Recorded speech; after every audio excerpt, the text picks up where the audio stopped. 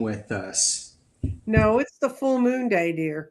No, it's the elementals. Well, that's true too. But boy, they have some exciting news. What's the They exciting news? well, we're on live, so I can tell you in front of the Oh, audience. hi, everybody. Hi, everybody. Um, Danny and I were having a discordance, a dissonance between our machines. But and it was ended up it was all on my I'm sitting here, check this, check that. And meanwhile, I had disconnected the speaker that I need to hear him through. So She's blaming me. And no, I'm I was blaming blaming me. the, and I was blaming the elementals, and Nancy Jean's going, no, it's the full moon. So we can't figure out who to blame. So if anybody wants to take the blame in the chat, we'll give it to you. Yeah, well, I found a really cool graphic and I actually used it this week. But it's a person sitting there and they're looking at this giant astrologic chart.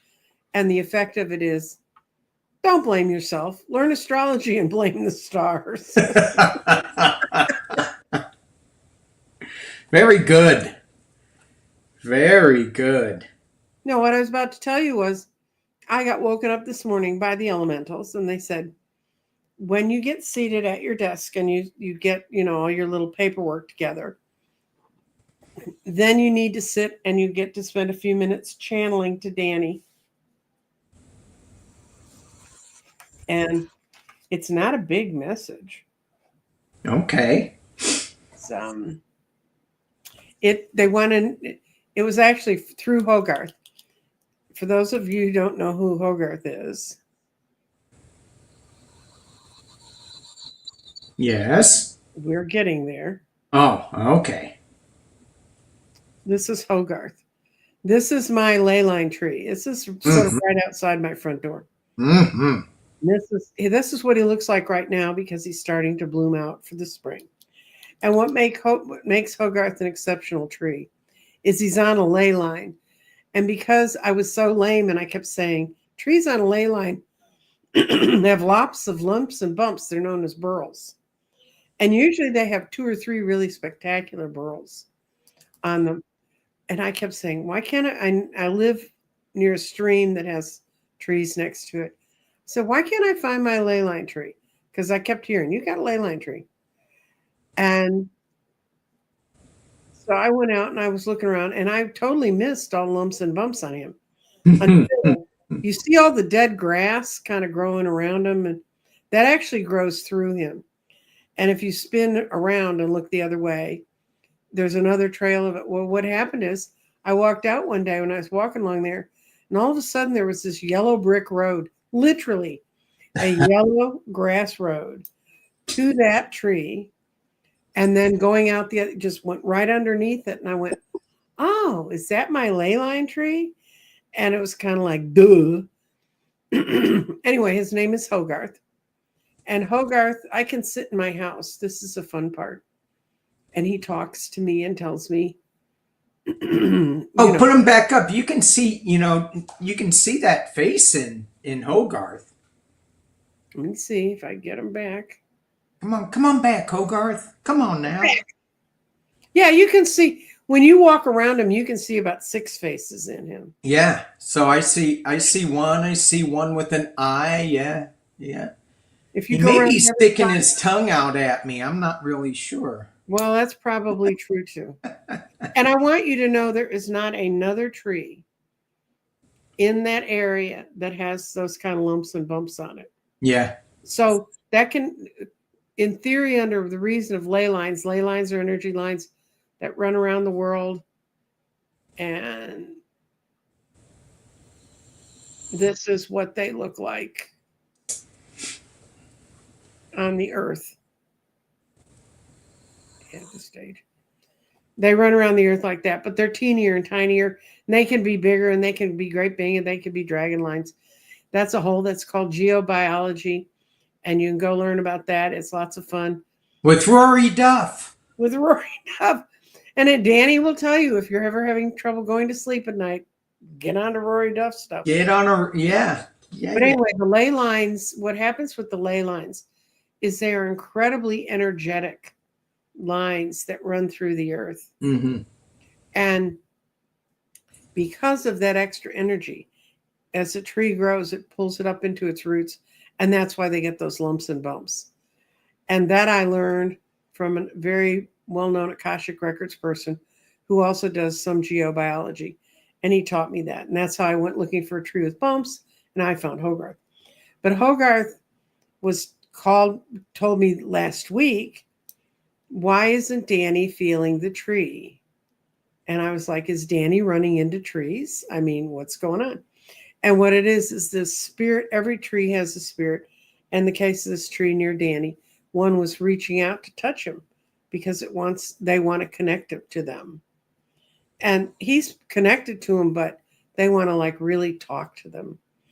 And so I called Danny and left him this is what happens when you're a psychic. You call people and leave them messages like, there's a tree coming out of its essence and it's walking up in front of you. And it can't figure out why you're not responding. And then when you get those messages, if you're a psychic reader, you have to call a person back. Like this was the most normal phone call you got all day. Yeah. And talk to them about it. But anyway, so this was. Wait a minute. Back up. We got to stop right there because that is huge. Mm-hmm. Because we are shifting into this place where that kind of talk could have gotten us killed in lifetimes ago. Oh, it did get me killed. And it got me killed too. I lost my head. According to you anyway. Yeah. So this is a really cool time to be in because we get to have these incredible conversations that we couldn't have years ago out in the open today. So it's I just wanted to share that. Okay. No, and that's and it's true. And Danny, well, okay. I'm going to read you your message so it doesn't get lost. Okay. Have you found your tree? A bush would do as well. Of course. Like not bush as much. All you need to do to see in the plants is their essence. And he said it helps when you look at plants because they have a 3D form we can see. Yes. Ley lines are they're sending information faster and faster all the time. Mm-hmm. And you have to, but you have to stand still to touch the energy. It will help guide you. And there are new places for the energy to go inside you, and they will move your ascension higher if you can contact them. And it's energy that is beyond consciousness, which is this first time they've ever talked about being beyond our consciousness. Okay. But they're saying this energy is coming from beyond consciousness. And then he told me 2 nights ago, I wear a Fitbit kind of watch to monitor my oxygen levels because I had adult asthma. I don't have it anymore. And normally my oxygen sats stay in the mid 90s. And I opened up my thing to check my sleep yesterday, and I looked at my daughter and I said, I had an hour and a half of deep sleep, which is like way more than you're supposed to have at one sitting and at once lying down. I mean, you can have it throughout the night, but not all at once. And I said, I had the weirdest sleep pattern. I didn't sleep. And then all of a sudden I went to the bottom and then came back up. And then I looked at my oxygen sats and they were 87. Oh. And I went, but I didn't wake up gasping for air, which is, if your oxygen sats are 87, call an ambulance. I'm just going to tell you that. Yeah. So anyway, what they told me this morning at the end of your things is that night was a huge download, and that many things are changing and moving. And one of the things that's part of that download is we have to start new 9 candles. It starts on April 24th and ends on May 2nd. And it said we're going to need the strength of the candles during that period. So, and Don't write me and ask me what that means, because they only let me see glimmerings. They never let me see. Okay, so don't write her, but I will ask you what does that mean, Nancy? It means something's going to be going on. And this, for those of you who don't know what 9 candles is, it's 9 days, which will start on April 24th.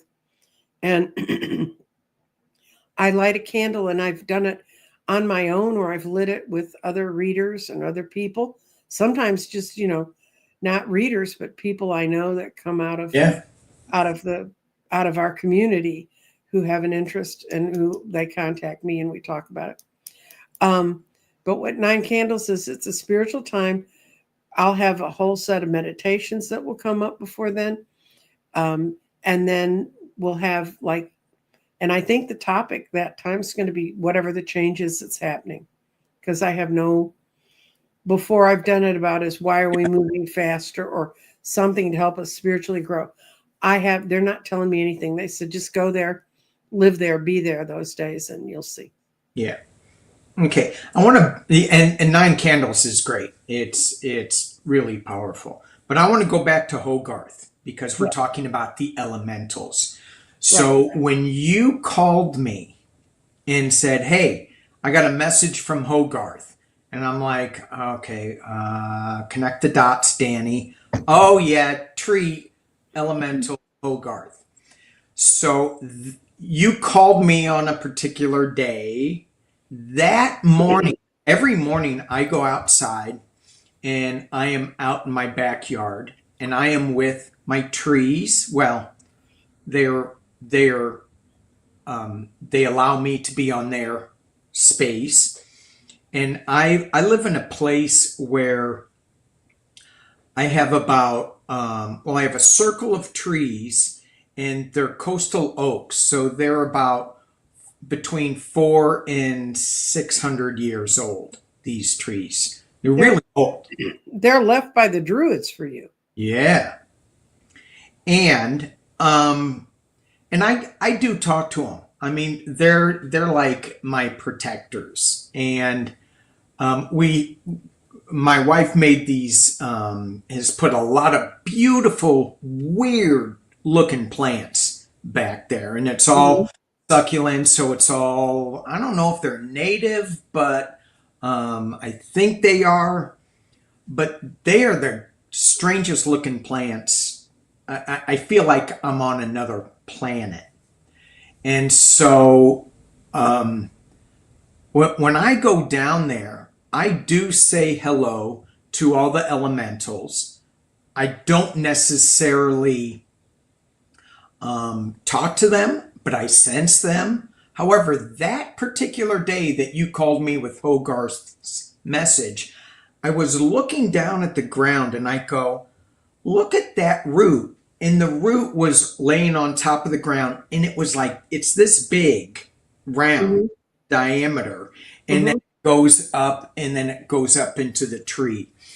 And I put my foot next to it, and it's just got this, just connected with it, asking permission to do that. And so I found it really curious that, and fun and exciting that Hogarth gave me that message when I that morning connected with that tree root. And then there are other plants that I do connect with that are elemental energy, and then Hogarth says that same thing today. So the bushes. And the thing is, what Hogarth wanted you to know is that tree's whole spirit left the center of the tree and came out to touch you, but part of you was resistant. That's what he if you had looked up and looked into the center of the tree, you would have seen the center of the tree spirit. Okay. And those are the things we need to connect to, so that we can go to that's part of our ascension process. Yeah. Anyway. Yeah.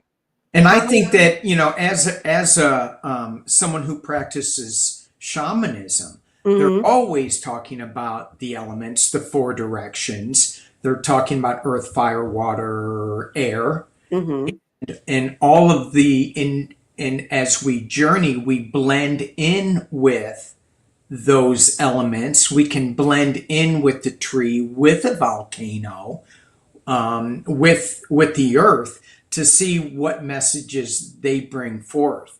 So this is not I've blended and tapped into trees often, and maybe not often enough though. So I I will. think this guy wanted to come give you a hug.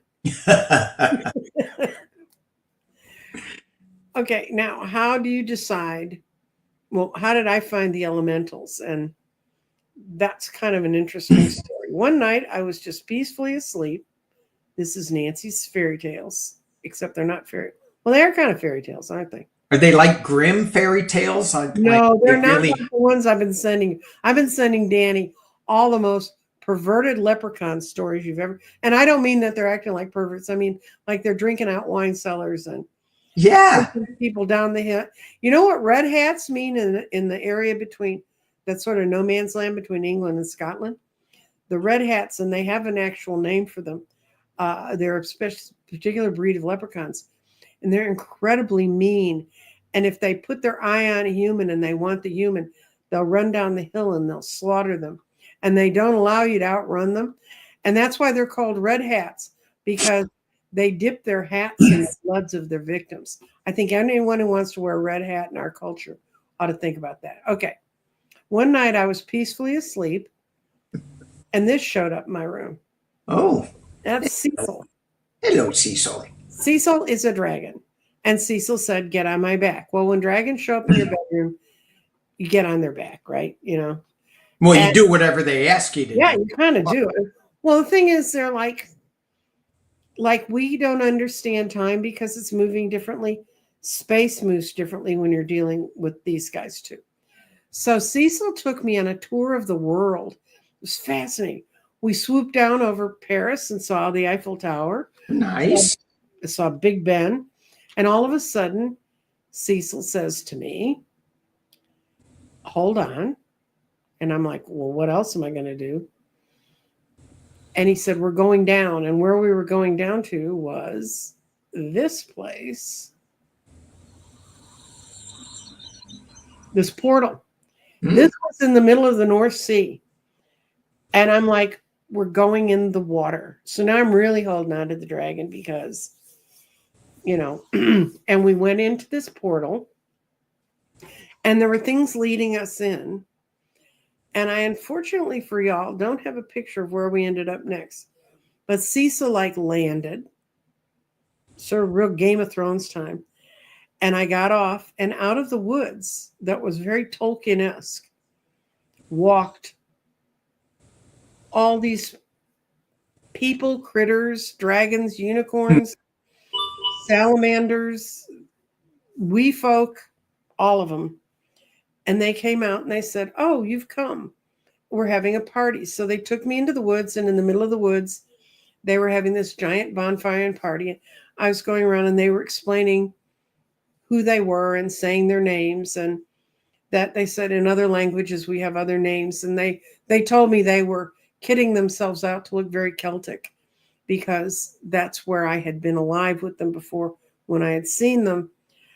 And I went to this party and I kept saying, "Well, this is great, but why am I here?" I was home asleep. And they said, "Oh, you understand rituals." And this goes back to the 9 candles. They said, "You understand that when we all gather our consciousness together," and they said that is going to become more and more important for humans. And if we're ever in a time where y'all guys ought to understand that we need to gather our consciousness in a positive light together, it's now. And so then I said, "Well, how am I going to go home?" And they said, "You'll get there." And I got back up on Cecil's back. And dragons I thought they'd be scaly and cold. They're not. They're very warm. And their scales are almost feather-like. So I'm holding on to him. And the next thing I do, I wake up. And I had promised all these regally dressed, beautifully done up, what I would have called before that moment, mythic creatures I was going to talk about them because they said, you are our way in, you understand rituals. Yeah. So I'm walking around for a couple days thinking about this. And this, you don't even call your psychic friends and tell them it happened because they're like, what were you smoking? No, you just blurted out on YouTube right now. Well, I've told this before. So finally, I'm sitting, I get out and I'm going out in my car, which is a rare occasion. And right next to my driver's side window, there's a solid gold dragonfly, a big one. And it when it puts its wings close enough to the window, it like ding, ding, ding, ding, ding, knocks. And I go, oh my God, they sent you, didn't they? And because I hadn't spoken about it to anybody, not even my kids, and they're used to me being nuts. So I pulled the car out and started to drive forward, and the dragonfly got right in front of my car. And I said, you're not going away till I make a soul commitment to do this. And basically, I got the word yes. So I said, okay, I'll talk about it. So the first thing I did was, after I got my shopping done at Michael's, I went home and called Dr. Gale and said, what am I going to do with this? And she said, what did you say gave you a ride? And where did it take you? And those two drawings you saw, the drawing of Cecil and the drawing of the portal, that had been sent to Dr. Gale via email about a week before. And a woman who doesn't normally draw those sorts of things sent it to Gail because she said, these look like things from your world, not mine. And she said, I have no idea what this is. And so Dr. Gale said, describe Cecil again, describe the portal again. She sent me those two pictures. I have those two pictures because Dr. Gale got them a week before. Yeah. Even got taken there. So those are called synchronicities, guys, in case you've missed that word. And it tells you where you're supposed to be. So what I decided to do was to try and learn as much as I could about the different forms the elementals take. Yeah. And I've done shows on dragons, and dragons are the big guys. So everybody wants to know about them. And the dragons in Asia, Chinese dragons have 5 toes. Korean dragons have 4 toes, and Japanese dragons have 3 toes. So they have their toe war. Which one is the right dragon? I mean, we humans, when we get our consciousness mixed up in their world, it's horrible. But what does this have to do with me needing to talk with you now about this? The reason the elementals went away, and oh, by the way, when I didn't talk about them fast enough, I did get another quick trip back to Fairyland. They live in another world. They're on this planet. They are from this planet. Their life force came from this planet. They are related to Gaia. And when mankind turned its back on Gaia during the Industrial Revolution and the reindustrialization of the whole world, which started in the 1700s, people abandoned the land, or they were forced to abandon the land. In some cases, they were forced by the landlords. The people who'd been there were forced off the land. That's how Dr. Gale's family got here. And it wasn't just the Irish potato famine. In Scotland, they went and they said, oh no, we're going to take all your land that you farmed in these little farmholes, and they turned it over to sheep because it was more profitable. Anyway, long story short. Well, let me ask you a question, Sure. because I have a little different take on it. So you said that when we turned our back on Gaia in the Industrial Revolution, it feels to me like it was more of when we turned our back on our belief of, in our awareness of the hidden folk, the little hidden folk, with the advent of organized religion. When that came in and said, no, you need to believe in this way, is, well, we believe in ritual, we believe in all of these druid, Wiccan type things, celebrating the earth and Mm-hmm. all that is, it feels like that's when um, that a lot of the practitioners had to go underground, Oh yeah. and that's when they went underground too. But see, there weren't practitioners. Everybody could walk out in the piece of ground they were on and see the fairies. Everyone could leave them a bowl of milk. And what's fascinating is, to me, when I started really researching it, and they called me back and said, "No, you got to really start talking about it." So I did it through Nine Candles. But there, I started reading all the histories, and the best books to read about the beginnings and sort of the endings of dealing with the wee folk uh, were published in the late 1700s, early 1800s. Hmm. And in particular, this is a tale about a part of England, and it's where I have my most vivid experiences with dealing with this stuff. But there was a do you know where the fens are? What the fens were in England? That's like the eastern coast of England was a huge marsh. It's kind of like Oh Louisiana. yeah, yeah, yeah. Okay. And and the people there lived in the marsh, and their archaeologists are always digging up roads where they actually built wooden roads for miles across this marshy land.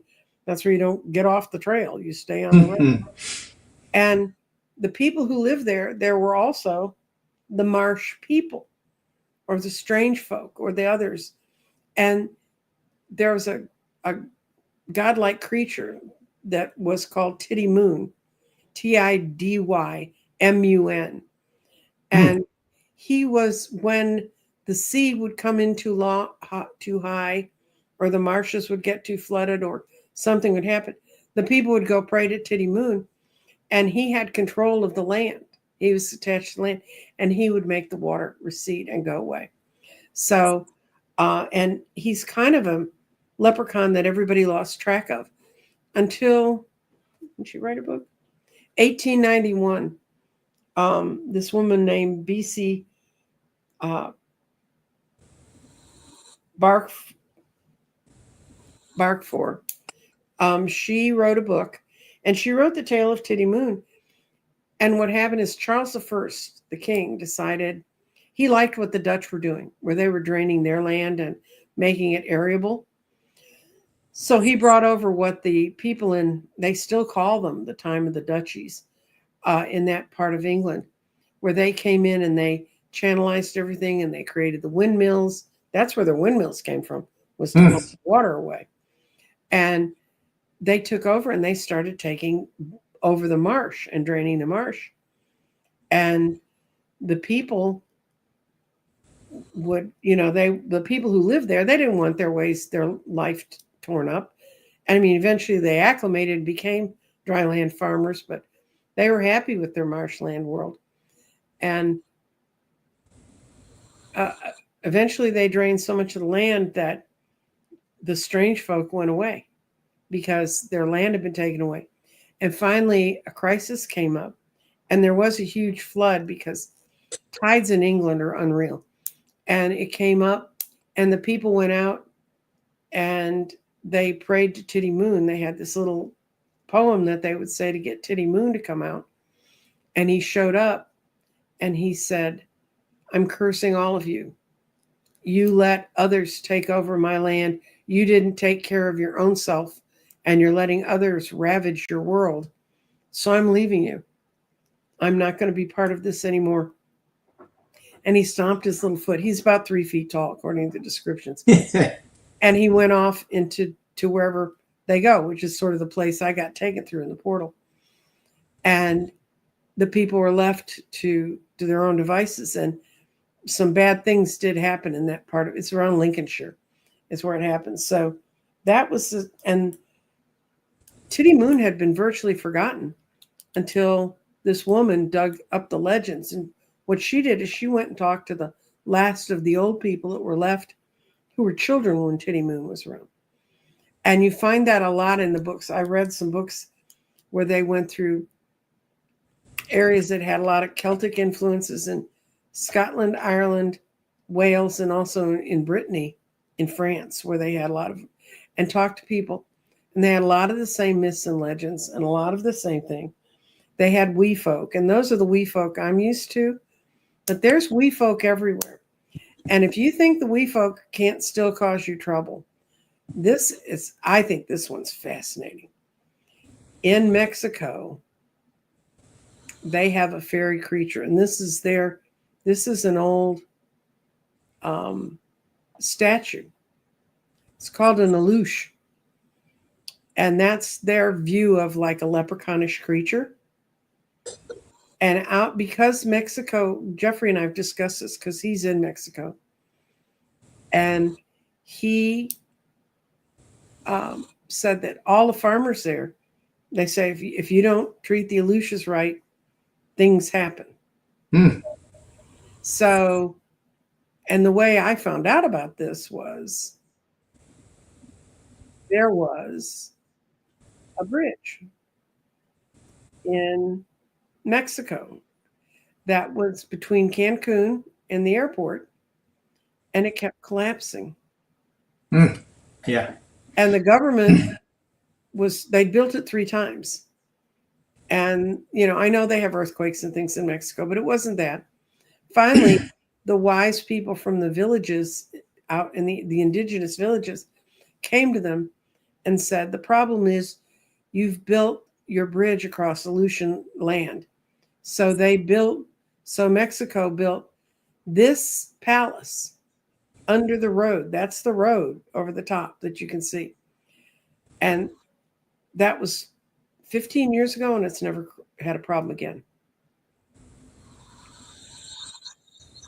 And what had happened is there was a newspaper article about how they were building a railroad line somewhere in northern Mexico, and the crews refused to go in and build it anymore because the aluches were in the trees, and they actually had pictures of these critters up in the trees. And the president of Mexico, the one just before the woman who's there now, he said, okay, we're not going to build a rail there. Now that's people who lived what the earth is telling them what to do. Right. And that's what their message is to us now. And in the US, our indigenous people have several different names for elfin-like creatures. The ones I was used to hearing about were the pudwudgies. Pudwudgies, they're very mischievous. And I had a friend who lives in Denver. She still does. I was staying in her then apartment in a bed that was on a blow-up mattress in her living room. And in the middle of the night, I heard these tinkling of bells, and I could feel these little footsteps going around me. And I asked her the next day, and she said, well, we're near a V point in a creek, and people say it was a sacred place to the Indians. And she said, I've heard some little people still hang out there because it's a safe place for them to be. So I've seen them, I've touched them, and they're lovely creatures, and what they're telling us is they want to work with us, but whether we like it or not, they're reemerging with this next solstice on the 20th of March. Oh, is that when the solstice is, the 20th of March? Yes. Mm-hmm. Okay, so we've got the eclipse, full moon eclipse tonight. We have the solstice on the 20th, and then we have a solar eclipse on the 29th. Yes. Partial. Right. Not much energy coming around. No, and we're getting blasted by the sun. It's sending all sorts of, if you don't know it, if you really want to get paranoid, go on YouTube and watch the sun's weather report. It's really bombing us with a lot of energy right now. Yeah. Hi, Dr. Gale. And we got We got Jeffrey in there. We got Alice in there. We got Dr. Gail, Debbie of Three Shifting Veils. Three Shifting Veils. Yeah. Ness. Hello, everybody. So, what other? I can give you names for all sorts of. When elementals energy gets displaced, and they're not happy about it, they will. Our lives go to misery if you look at what happened to the people that had to leave the farmland and move in the cities during industrial Britain. It's a perfect example. The Victorian age, they went from these beautiful open fields where they said they could hear the fairies sing, hear them singing out in the fields, and they ended up in dirty, dark, dank cities. And then the elementals that hovered around them were very destructive. And elementals, they're not just all fairies dancing in circles and being lovely to us. They have a vengeful side. If you don't do what they want, if you don't listen to them and try to come to an agreement with them, they will rearrange your room. They constantly steal my decks. That's not vengeful. That's just them being playful. Not if they take my bunny deck for 6 weeks. I'm sorry. So were they here when you didn't have your volume up in the very beginning? Danny, I had been listening to music on my computer up until the time you came in. I don't know what shifted it. They were just playing with us. Uh-huh. I'm too old to play with guys. Don't pick on Mama. In the South Seas, they're called the Manahui. Mm-hmm. We call them fairies, elves, pixies, brownies, dwarfs, sprites. The sort of prototype linguistically for where fairies' names come from comes out of Persian. You've got salamanders that can supposedly live through fire. They're fire. Yep. The undines, which are in ponds and streams. Water. Shakespeare writes about them a lot. I mean, they were still seeing them when Shakespeare was writing. So when he's writing about all that stuff, we say, oh, isn't that cute, the little myths and legends. No, that's what people believed was happening around them. The word elf shows up a lot. Elf kind of substitutes in a lot of countries words that sound like elf, like alfin is the word from the Netherlands. I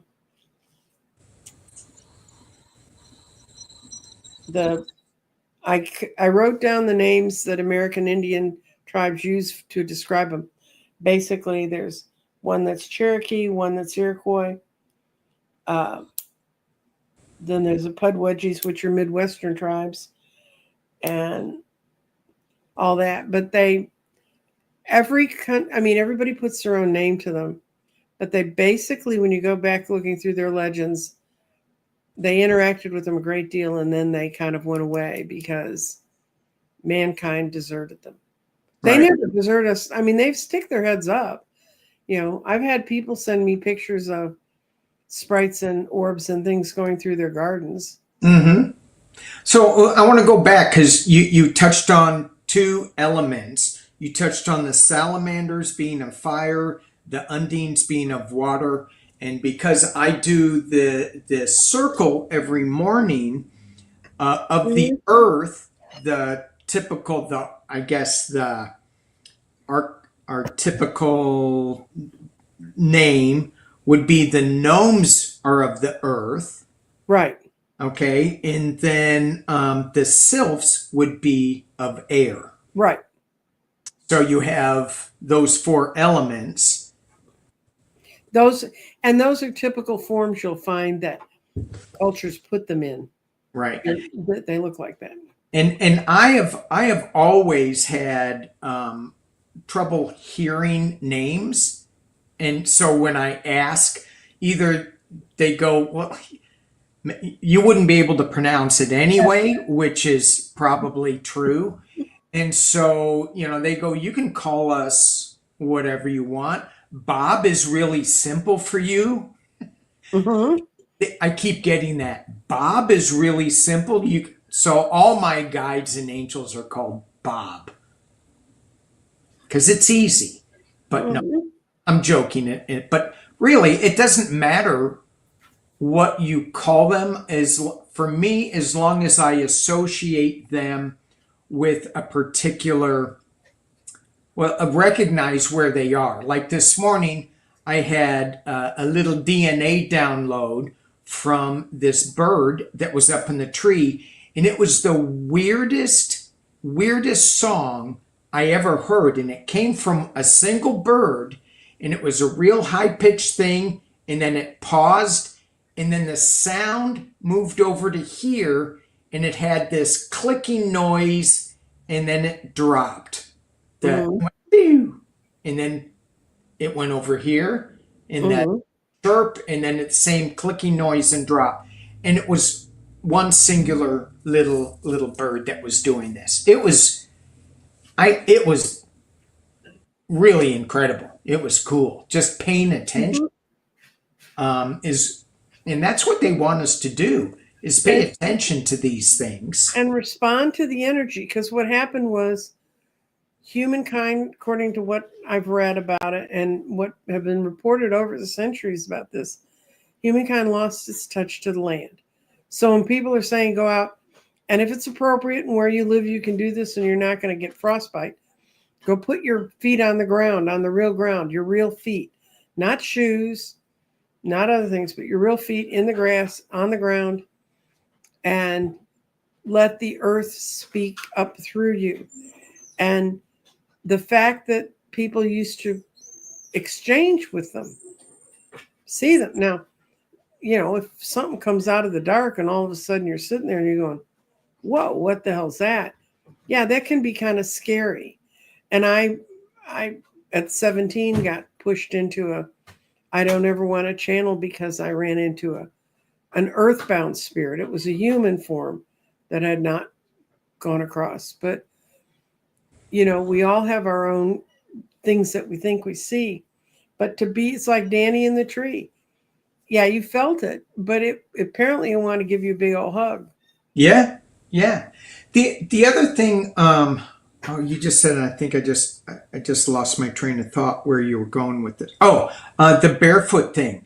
Not only if you can do that barefoot thing to connect to the earth to get messages, it's a huge health benefit physically for us as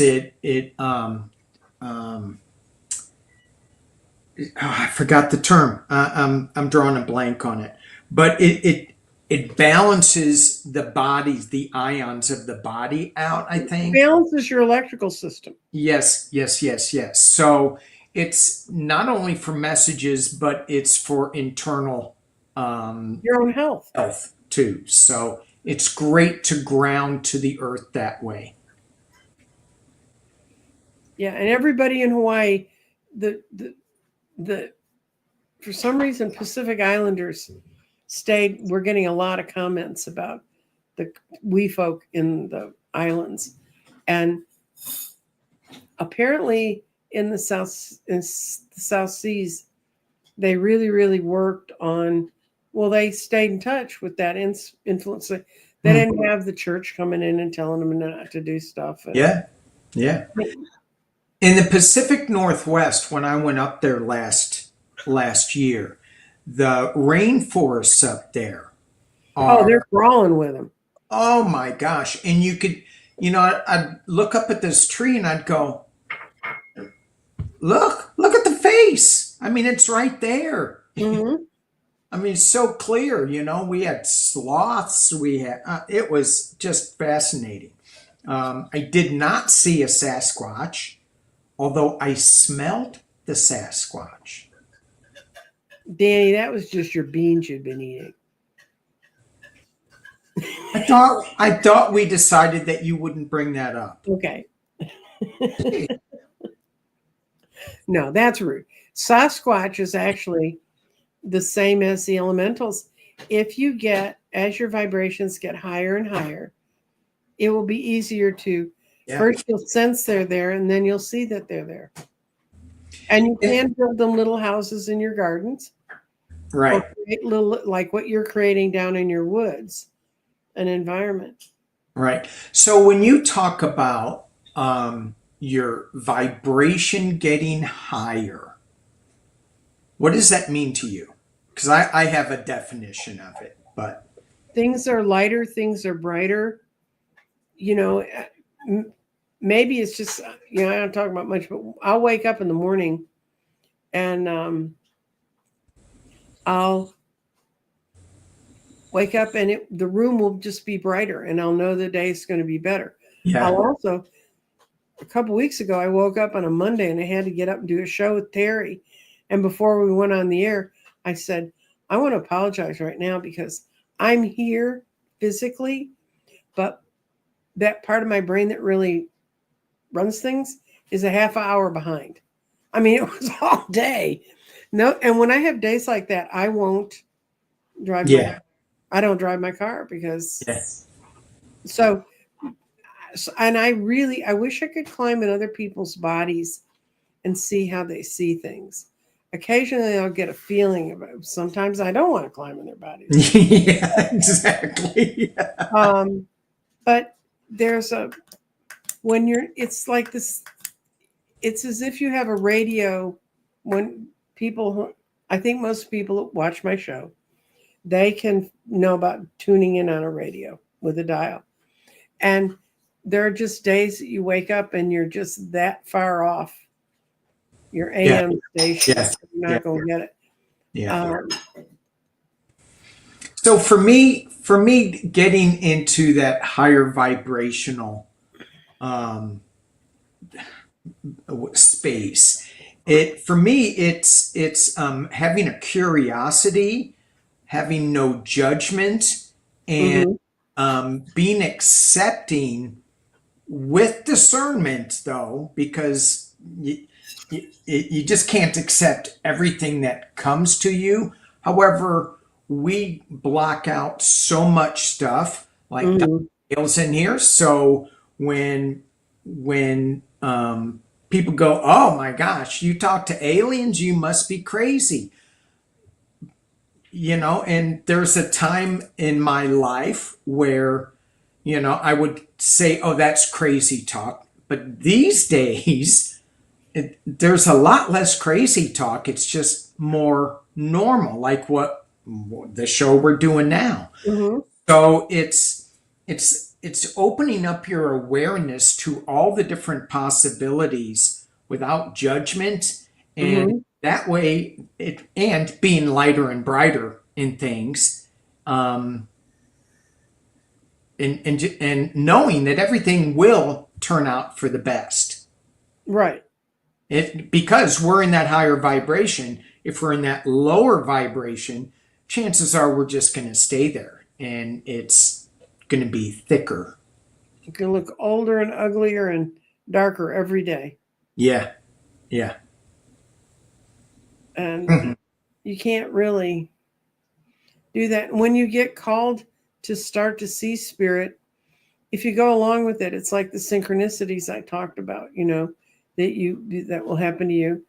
I have a woman I was close with when she was going through her big awakening. She lived in Puerto Rico, and she woke up one night and it said, "You're going to go spend a vacation time at this little house near a stream in near the volcanoes." I know nothing about Puerto Rico, guys, except what she tells me. And you need to go there because we have messages for you. So a group of people that I had meeting at the time to do things, we kind of went through the journey with her, and she got to the place where the little house was, and it was exactly what she'd seen in her dream, down Mm. to the colors that were in it and everything. And but like, she was supposed to go there, and she got in her car and the battery was dead. And she was like, "Oh, I'm not going to get to go. This is horrible." And all of a sudden, a young man knocked on the window of her car, and it was her next door neighbor who had recently moved in, but she didn't know him very well. He said, "Are you having problems with your car?" She said, "Oh, it won't start." And he said, "Oh, well, let me look." So he looked at it, and it ended up he was having a birthday party for his son at his house. And one of the guys who was at the birthday party was a garage mechanic. So he came out and he figured out what was wrong, fixed her whole battery, and then gave her a little one of those chargers you can plug in your car. Yeah. And he said, this will take care of you. You'll be safe. So she ended up getting there a day late. And that's why she got the house she got. Because she went there a day late. And so a bunch of other things happened. She went down by the creek. She was really intending to stay for another couple of days. Yeah. And all of a sudden she was told, no, you need to go. You need to go now. So she went up to her house and like, why do I need to go now?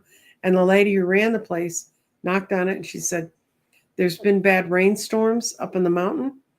You've got like 5 hours to get out of here before the roads will be flooded on your way home. So she got out and they told her, you learned everything you needed to know. She walked in a restaurant and it was with walking distance of her house. And she's a very shy woman and she's not the sort of person, unlike Danny and I who go, we're here. She is not one of those we're here people. But she walked in and she said, just as she was about to open the door opened up and it was a man that owned the restaurant. He said, we've been waiting for you to come. We're so glad you're here. And she's like, so she sits down, she has this lovely meal and people keep coming up to her the whole time and saying, we're so glad you're here. We're so glad you came out to the villages. We're so glad you came out to see our stream. And she was just like, how do these people know who I am? Yeah. And instead I said, and she said she finally just realized I told her, you have to relax and accept who you are. And she did. And she said that made all the difference in the world for the rest of her trip. But that's when she began to really understand the synchronicities and how to work with them. I was thinking about, the big shift for me. And it was so gradual, I didn't even realize that it was a big opening. It was little step, little step, little step, little step. And maybe I haven't even had my big awakening. Maybe that's to come. Well, remember when I called you up 3 years ago and said, we have to do a show about 8-8 Lionsgate? Mm-hmm. And we had both had the same dream of people walking along a road and then a split. But there is something about timing that Hogarth did tell me, and I'll mention it now. The picture of Hogarth blooming, the day before I went out to see him, and I was worried because all the other trees are blooming out, and he wasn't blooming yet. He didn't have all these little growths on him, the little green growths. Yeah. I said, are you okay? And he said, yes. And when I went out, I saw the Hogarth I just showed you. It was 24 hours. And I said, the change is happening so quick because I live in Texas. Trees don't sprout like that. Yeah. And he said, it's all speeding up. It's all happening so much more quickly. And then I was talking to him because ley lines have a width, and trust me, there are people in England that go out and they measure their ley lines every day and see where it's happening and what width they are. And I noticed mine had grown a little bit, but all of a sudden I said to Hogarth, how much wider is the ley line now? And he said, they left you a marker. Go find it. And this is what they left me in the ground. This is a leaf. Wow. That is growing out of a very dry piece of land. And it like tripled the width of Hogarth's time. That was a year ago. I have pictures. I went out for 10 days and took pictures of that leaf because that's not a color that grows in Texas. Yeah. So, yeah. And I said, is it just going to keep happening that fast? And he said, yeah, just that fast. That's how. And ever since then, I mean, like, I can't believe it's March 13th. Yeah. Wow. That almost looks like a crystal, that leaf. I know. I have a bunch of pictures of it because I went out every day and chronic, and it's not big. I mean, it looks big in that picture, but it's really teeny tiny. And I kept waiting for it, and I'd hear them mow the lawn, and I kept waiting to go out and find it scrunched, and it was always back where it's supposed to be. And then one day I went out, Huh. and it was gone. Huh? It said you now know the width of the ley line, and the ley lines used to vary a little bit. They'd kind of wave, like they said, somewhat with the lunar cycle. Right. I am not dedicated enough to go out and measure my ley line, guys. I'm taking somebody else's word for this. And then they said that last December at the winter solstice, all the ley lines snapped straight because of the energetic changes that are coming to the earth. And at some point, we're going to get enough photonic energy. And that's why I watched the sun report. All that energy that makes it past the ionosphere goes through the earth, and it goes through our metal core. And it's going to get to a point where it's going to reach a critical mass, and the earth is going to ring like a bell. And if all these funny little lines I showed you aren't connected up right, that's going to cause some problems. Mm. But Maybe it'll shake us to respect the earth a little bit more instead of I like hope so. bulldozing it and yeah, I think they have the climate initiative down in Brazil, and so they're Mm-hmm. bulldozing a bunch of the rainforest to build a highway for all these people to go in there or something. It's just frightening. Crazy. It's just crazy. Yeah. Now that Well, is crazy. Talking to energetics, um, it's not. But this is the one last message they wanted me to get to you. I got them all, I think, except this one. And this is what's going to happen to us. That's the galactic grounding. me like it. Mm-hmm. And that's where we're headed to. I mean, I don't know if I'll get there with you because, guys, if I got down that position, it would be the Dallas Fire Department to come get me back up. But for y'all, it's where we're going. It's the light coming down and surrounding us, and you know, I Yeah, I it's love that. I love that picture. That's great. mm-hmm. That was the one they led me to today, just before. You guys have no idea. Danny thought he was doing the show. Then I thought he didn't send me the thing, so I thought I was doing the show. So I sent him an invitation. Then he said, "Well, no, I'd rather do it on my way because I'm used to working with StreamYard from his end." So I had to take all this stuff. And anyway, And then I forget too, because we were having audio problems, I forgot to stream it to my channel. So, oh no, oh yeah. Anyway, I just see the little box up there. yeah, I didn't see two boxes, but I didn't. I was just so glad we were on somewhere. Yeah, right. And I think your people are coming over. Some of them are showing up. Good. I'm saying so glad to find you.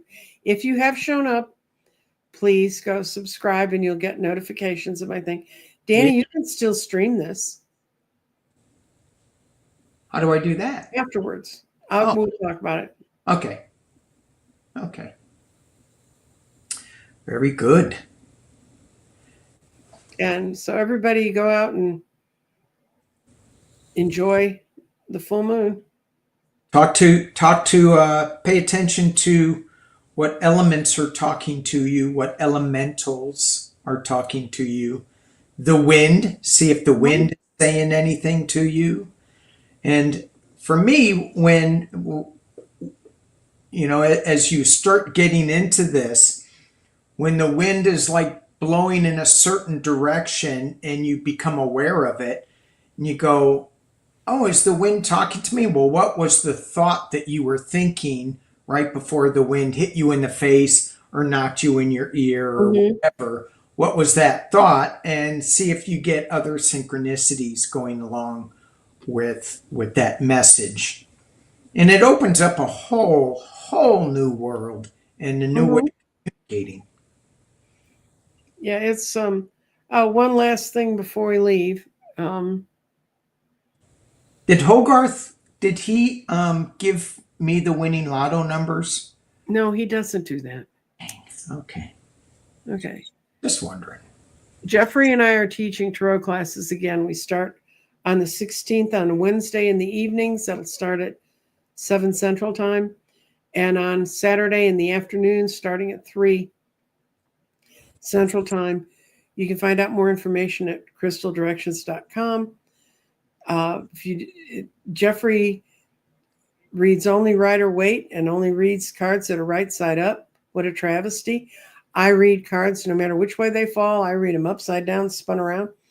And we teach you numerology. By the end of 3 weeks of our instruction, even if you've never worked with the cards at all, you'll be able to read.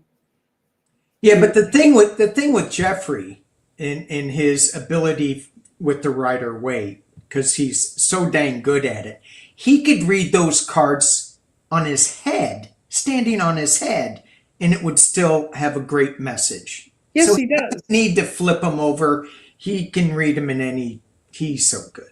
But I belong to the school of thought that we were given an up and a down on this deck, and when Rider created the deck, now if someone creates a deck and their book comes out and they have no reversals written in them, I don't read them reverses. I don't read anything. I think I honor the creation, but Rider-Waite to me, it's like negating half the vocabulary the cards had. But Jeffrey's so good, it doesn't matter. Doesn't matter. No. Yeah. And so I think with the whenever I put all my cards right side up these days. I know. But they magically little fairy people are flipping them around. They flip them around on me and it throws me, and I have to like back away and go, okay, now I am reading reversals and I have to like readjust my mind a little bit. So anyway, you guys will learn all that. Mountain Sage took the class. She liked it, and we're having more than like it. It was fantastic. Yes. So if you're interested, because I know Danny doesn't teach, and Jeffrey and I also both do readings, and I do my readings face to face on Zoom, and soon I will be opening up my 6-month window where I read you from June to December. I figure the back half of 2025's got to get better. When you read me, you're going, you don't want to get a lot of major arcanas in a row. And I'm like, major arcana, major arcana, major arcana, major arcana. I'm like, oh my God. Well, normal people get a break. So they get a couple months in between to straighten it out. But I had someone who hadn't looked at her thing for a while, and she's talking to me about a problem. I said, go look back at your 12-month reading. So she went and looked at it, and in it I'd said there was someone who would appear in March that could really help her out, but she was going to have to seek them out. They weren't going to come knocking on her door.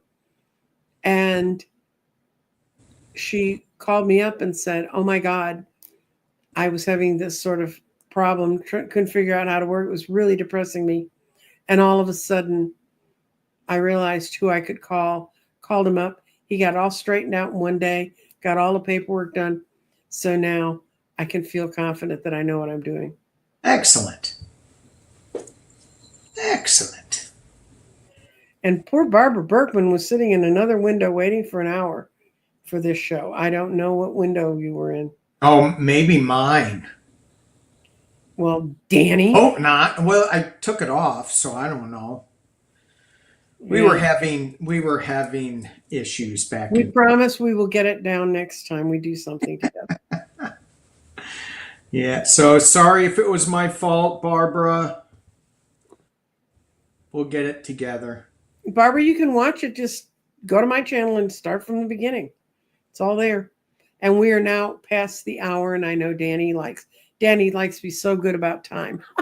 Yeah. Yeah. So thank you, Danny, for coming. Thank you. Thank you. Thank you, everybody in the chat. And we will talk at you later. Very good. All right. Bye, everybody.